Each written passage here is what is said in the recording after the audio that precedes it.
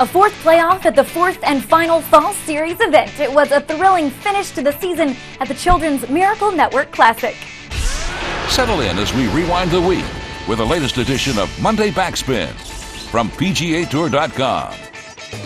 2009 has been a wild roller coaster ride of thrills and chills, a whirlwind through different time zones, climates, and vistas, and it's fitting that players end their season just outside of Main Street in the Magic Kingdom and looking ahead to 2010 with the world in front of them. Welcome to Monday Backspin. I'm McMurry. Disney World is a place where dreams come true, where make-believe mixes with reality. And entering the final event of the season, players were looking to change their fate, to turn a disappointing season into a great one, and to secure their jobs and maintain their livelihood. Emotions run high in the Fall Series, and competition is fierce. For the fourth event in a row on the PGA Tour, the tournament went extra holes, something that hasn't happened since 1972.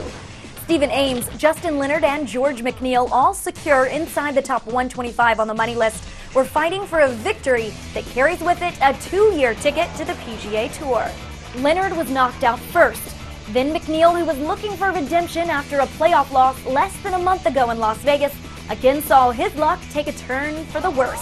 So it was Ames who fired an 8-under 64 Sunday, taking the final ticket to Maui, capturing his second Disney victory in 3 years with his 10-year-old son Ryan by his side in the happiest place on earth.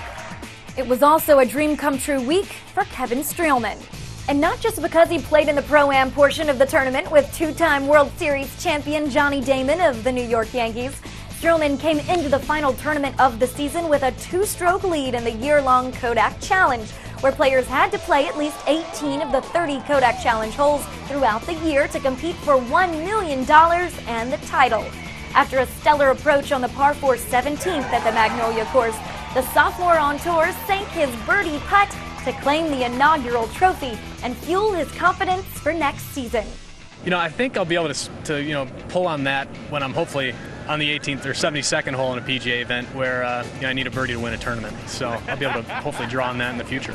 Streelman secured his job for next season with a 91st place finish on the PGA Tour money list, but others needed the week at Disney to secure their playing privileges for 2010. Roland Thatcher finishes 121st, and Rich Beam, who entered the week 124th, stayed safe, finishing in the 122nd spot.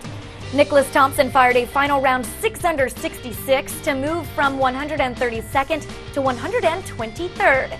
Steve Flesh finished 124th, and Jimmy Walker grabbed the final spot with a tie for 15th at Disney. Will McKenzie finished just outside of the number, but keeps his card thanks to a victory at the Viking Classic in 2008.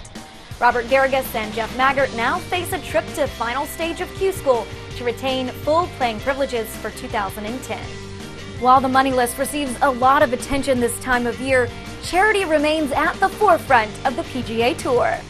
The Children's Miracle Network is dedicated to saving and improving the lives of children by raising funds for their 170 hospitals that provide medical care, life-saving research, and preventative education to help over 17 million kids each year overcome diseases and injuries of every kind, whether it be a dangerous golf injury or a cutting-edge heart transplant. The PGA Tour Network's Brian Katrick followed the action throughout the week in Disney World and joins us with a look back on the final event of the season. Win, thanks. When I look back on the 2009 Children's Miracle Network Classic at Walt Disney World Resort, I'm going to think back of missed opportunities. Normally, this is the last event of the season. It's your last chance to grab that glory. So many players had it within their grasp. Just on the 18th hole alone, Justin Rose misses a putt, leaves it short that could have gotten himself in the playoff. Justin Leonard leaves a couple of putts short in the playoff. And, of course, you have to feel for George McNeill. 3 eagles and 3 successive par 5s on Saturday and Sunday. He had it, he lost it, and when the dust settles, it's a guy that wasn't in the conversation much beginning of the week, certainly not early in the week. Stephen Ames comes out of nowhere, goes low on Sunday, and for the second time in his career, wins at Walt Disney World Resort. It was a surprise. You could say it was magical for Stephen Ames right here at the Magic Kingdom. Win. Thanks, Brian. Well, as the PGA Tour prepares for the holidays, players will be fine-tuning their games for the 2010 season. Ames will join the other winners from 2009 at the season opening event, the SBS Championship in Kapalua. Coverage continues here on PGATour.com, and until then, stay tuned for the results from Q School, as well as all the latest news and updates from the PGA Tour.